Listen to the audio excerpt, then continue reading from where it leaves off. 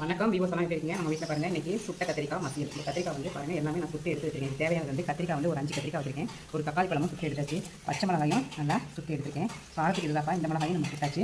உப்பு தேவையா நம்ம போட்டுக்கலாம். இது வந்து புளி ஒரு சின்ன லெமன் அளவுக்கு எடுத்துருக்கேன். இதெல்லாம் நான் வந்து வாஷ் பண்ணிட்டு உங்களுக்கு காட்டுறேன். நல்லா கழுவி நல்லா சுத்தப்படுத்தி உங்களுக்கு காட்டுறேன். இந்த மாதிரி நல்லா அந்த கருப்பான பகுதியெல்லாம் போயிடும். இந்த மாதிரி எடுக்கணும். தக்காளியும் பாருங்கள் நல்லா இதெல்லாம் சுத்தப்படுத்திட்டேன்.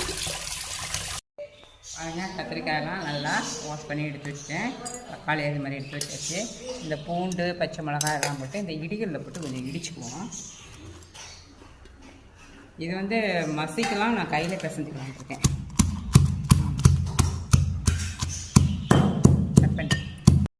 பாருங்கள் இந்த அளவுக்கு மசிச்சா போதும். நல்லா இடிகளில் போட்டு இடிச்சிட்டேன். இப்போ தேவையான கொஞ்சம் உப்பு சேர்த்துக்குவோம். நல்லா பிசையலாம். அதை பிசைஞ்சிட்டு லாஸ்ட்டாக தான் நம்ம இந்த புளி சாறு சேர்க்க போகிறோம். நம்ம பாருங்கள் இந்த அளவுக்கு நான் மசிச்சிட்டேன். சால்ட்டும் போட்டிருக்கேன்.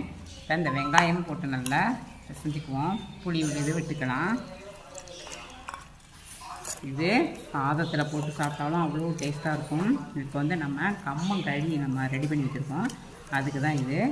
வீடியோ பிடிச்சிருந்தா லைக் பண்ணி பாருங்கள். சாப்பிட்ற பையனையை காட்டு.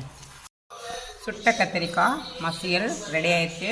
இது சாதத்துக்கு ரொம்ப சூப்பராக இருக்கும். வீடியோ பிடிச்சிருந்தா லைக் பண்ணுங்கள், ஷேர் பண்ணுங்கள், கமெண்ட் பண்ணுங்கள், சப்போர்ட் பண்ணுங்கள். நெக்ஸ்ட் வீடியோவில் பார்ப்போம். பாய்.